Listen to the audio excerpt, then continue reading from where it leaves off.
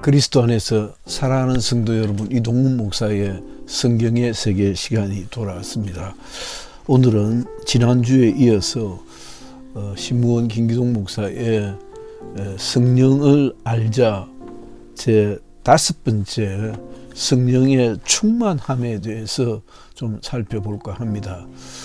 성령의 충만함이라 하면 신앙생활이 웬만한 분들은 다 나름의 적당한 이해가 있고 또 정의가 있고 또 해석이 있을 것이라 생각합니다. 그러나 여기서는 조금 더 좀 샤프하게 정확하게 성령의 충만함이란 무엇인가, 성령 받았다는 것은 무엇인가 라고 조금 정의를 좀 구체화해 볼까 하는 생각을 가지고 있습니다.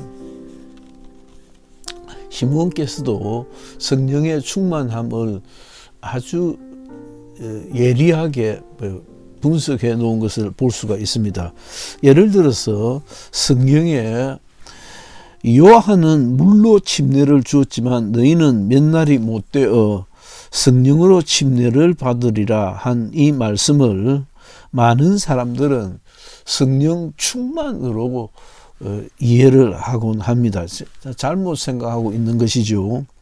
요한의 침례는 죄 없는 자를 발견하기까지의 회개케 하는 침례입니다.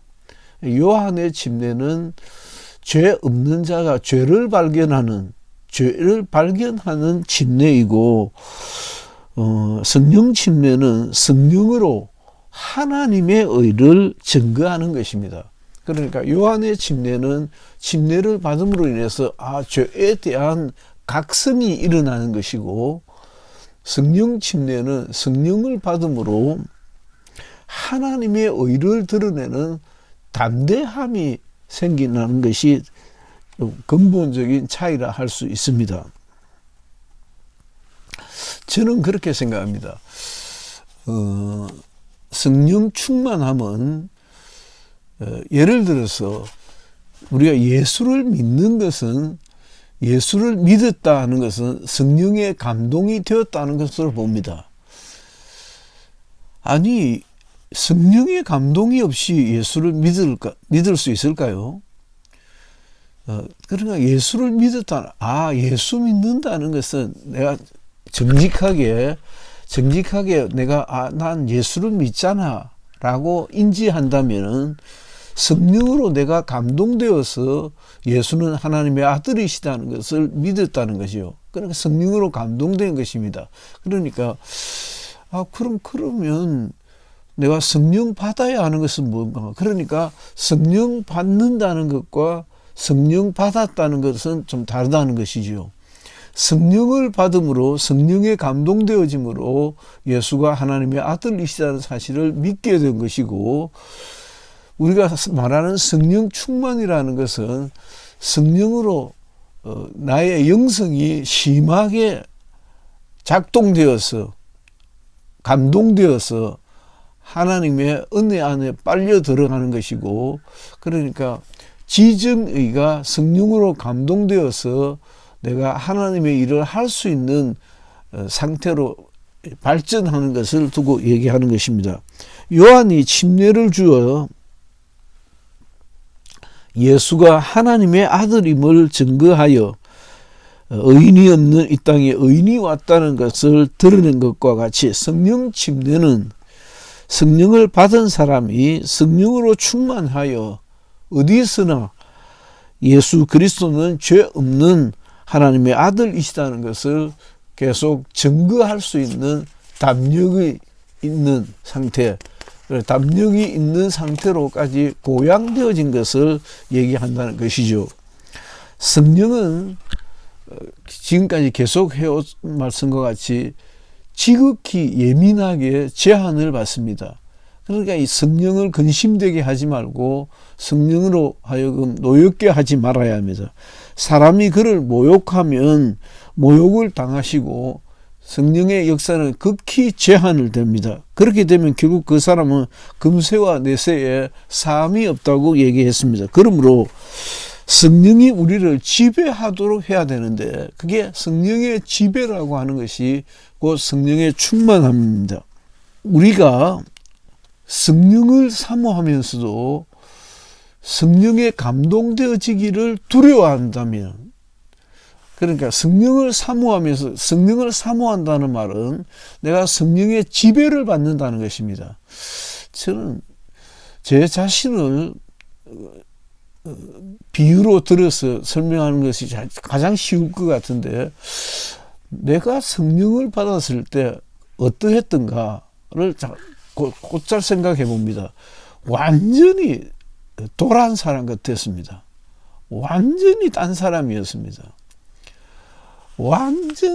정말 완전히 성령의 지배를 받고, 그래서 기도도 그렇게 했었고, 제 마음도 그렇게 했었고, 복음을 전하는 일에도 그렇게 했었고, 주께 집중하는 일에도 그렇게 했었습니다.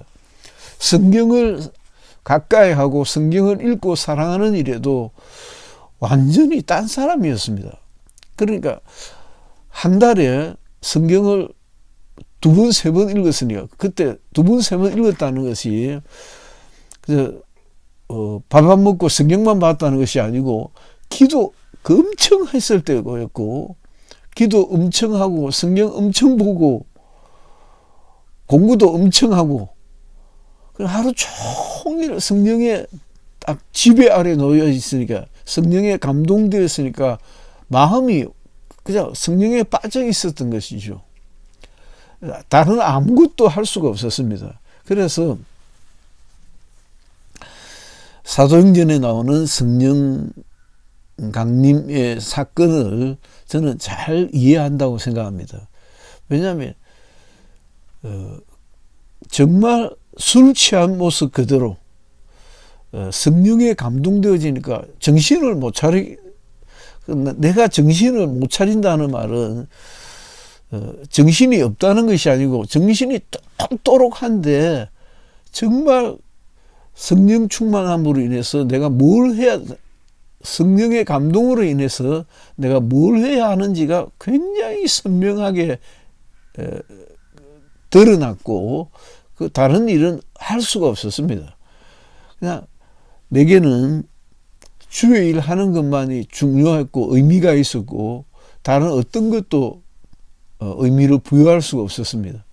그렇게 성령, 시간이 좀 지나면서 성령 충만은 성령에 완전히 사로잡히는 것이구나, 성령의 지배를 받는 것이구나 라고 제 나름대로 그렇게 좀 정의가 되는 것이었습니다. 사람이 무슨 일을 할 때는 몸이 행동을 합니다. 몸이 행동하기 전에 이를 움직이는 마음이 있어 마음이 행동을 지시합니다. 그러나 마음이 행동을 지시하기 전에 생각이 먼저 떠오릅니다. 그러니까 생각이 마음을 지시하고 생각이 먼저 몸을 움직이게 해서 행동을 하게 됩니다. 그 다음 마음이 움직여서 그 마음에 따라서 그 마음이 내 생각을 지배하고 행동을 하게 하는 것이죠. 우리가 기도할 때도 생각이 떠올라야 마음이 말을 하게 되고, 그 말이 기도가 될 것입니다. 예를 들어서 학교에서 시험을 볼 때 아무리 붙들고 앞뒤 지어봐도 생각이 떠오르지 않습니다. 그런데 문제지를 제출하려고 딱 할 때 어떤 순간에 하고 그게 답이 딱 떠오를 수가 있습니다. 이와 같이 마음이 있어도 생각이 결정하지 않으면 행동으로 옮겨지지 않습니다. 그러니까 내 생각이 내 마음의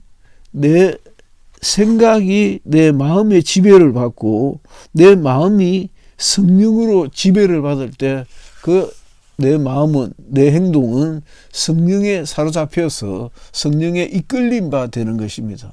그때 방언도 하고 영적인 신령한 경험들도 갖게 되고 하나님의 어떤 신비한 세상도 체험하게 되는 것이 아닌가, 그렇게 생각이 됩니다. 이렇게 마음이 없을 때 행동을 하게 되니까 뒤죽박죽이 될 수밖에 없습니다. 마음이 없이, 그러니까 내 마음이 성령에 완전히 지배받지 않으면서 억지로 끌려가니까 그 억지로 끌려가는 것이 이성적인 행동인지 성령에 감동된 행동인지 드러나지 않는 것입니다. 성령 충만은 내 마음과 내 생각이 성령으로 완전히 지배받는 것을 말하는 것입니다. 이 셋 중에 어느 하나라도 지배되지 않으면 성령 충만하지 않을 것입니다. 마음이, 생각이, 행동이 성령의 지배를 받는 것이죠. 그러니까 제가 다시 말씀드리면 경험으로 그런 경험을 가지고 있기 때문에 내가 무슨 말을 해야 되는지를 알 것 같거든요. 그러나 실제 자기 경험이 아니라면 마음이, 생각이, 행동이 성령의 지배를 받는다는 그게 뭔 말일까 하고 좀 의아스럽지 않을까 생각이 듭니다. 성령의 지배는, 그러니까 성령의 감동은 내가 예수 믿을 때, 내가 예수 믿을 때 그때 성령의 감동을 받았던 것 같아. 그래서 제가 굉장히 존경했던 교수님이 계셨는데 아주 사제지간이었지만은 아주 가깝게 지냈습니다. 미국에 가 계시는데 꼭 한 번은 내가 죽기 전에 더 뵈야 하는 분이지 않는가 하고 늘 좀 그리워하고 한 번은 연락을 해서라도 내가 꼭 뵙고 내가 세상을 떠나야지 이런 생각을 하는 분입니다. 그분이 어려운 말을 참 설명을 잘하시고 우리가 궁금해하던 것들을 많이 설명을 해 주셨는데 내가 예수 믿을 때 성령 받았다는 것이지요. 성령 받았기 때문에 자기가 알잖아요. 내가 정말 주님을 사랑하고 예수를 믿고 한 그걸 내가 알잖아요. 그렇게 내가 아는 내가 그렇게 내가 알고 있는 나는 그때 예수 믿었어. 그때 난 정말 주님을 사랑해서 그 주님을 믿었다고 할 때, 주님을 사랑한다고 했을 때, 그때 성령 받았다는 것이죠. 그러나 그때 그 성령 받았다는 것이 성령 충만함은 아니라는 것입니다.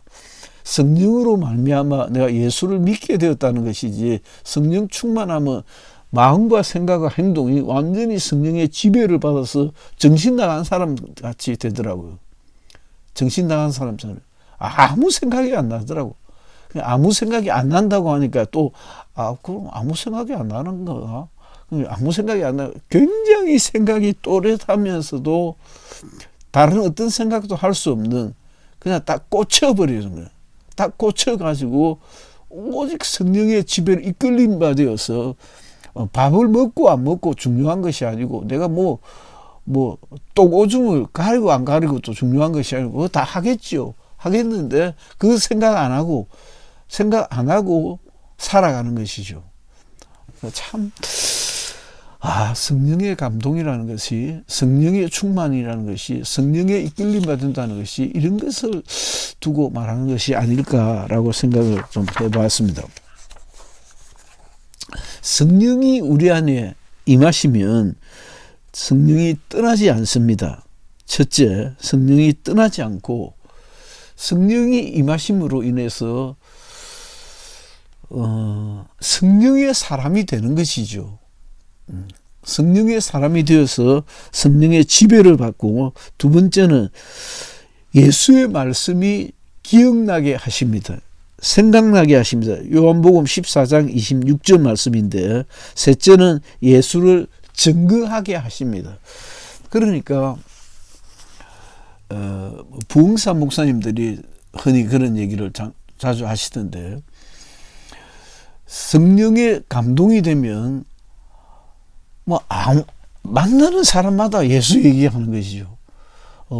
만나는 사람마다 예수 얘기하고 예수 믿으라고 그냥 빵 사주고 밥 사주고 커피 사주면서 하는 말이 그냥 친구야 예수 믿자라고 하고 입 안에서 계속 같은 말을 하는 겁니다.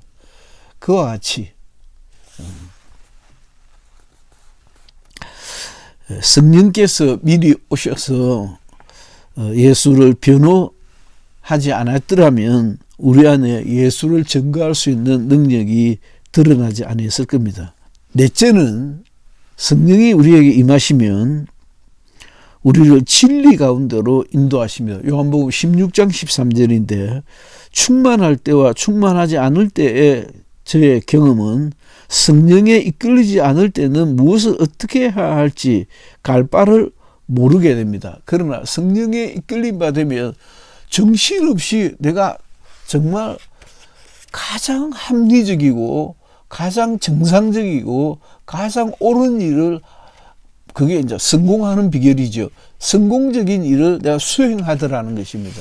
참 재미나는 영적 경험이라 할 수 있겠습니다. 예수 믿는 사람만이 고백할 수 있는 경험이 아닌가 생각이 듭니다. 다섯 번째는 죄에 대하여 의에 대하여 심판에 대하여 견책하시리라 하고 요한복음 16장 8절에 있는 말씀입니다. 죄에 대하여라 하면 믿지 않음을 말하는 것이고 의에 대하여라 하면 하나님의 아들임에도 그를 세상에 두고 있다는 사실입니다. 심판에 대하여라 하면 세상 임금이 이미 심판을 받아 형벌을 받았다 하는 것을 말하는 것입니다. 그래서 성령이 임하시면 죄에 대하여 의에 대하여 심판에 대하여 환히 이해가 되어지고 그게 설명이 되어지고 이런 것이 성령이 임하는 증거일 수 있겠구나라는 것입니다. 그래서 마지막으로는 성령이 임하시면 예수의 증인이 됩니다. 사도행전 1장 8절 오직 성령이 너희에게 임하시면 같이 성령이 임하시면 다른 모든 것 위에 예수를 증거하는 영이 부어져서 열심히 부어지고 뜨거움이 부어져서 예수를 증거하게 됩니다. 다음 시간에는 성령의 내재와 성령이 임하시는 것과 성령의 은사에 대해서 조금 더 살펴보고 전체 5장을 성령의 충만이라는 이 장을 정리를 한번 해보면 어떨까 생각이 듭니다. 혹시 다음에도 다 하지 못할 수도 있겠습니다. 어쨌든 한번 그렇게 시도를 해보고 또 한번 더 의논을 해봐야 할 것 같습니다. 이동훈 목사였습니다. 감사합니다.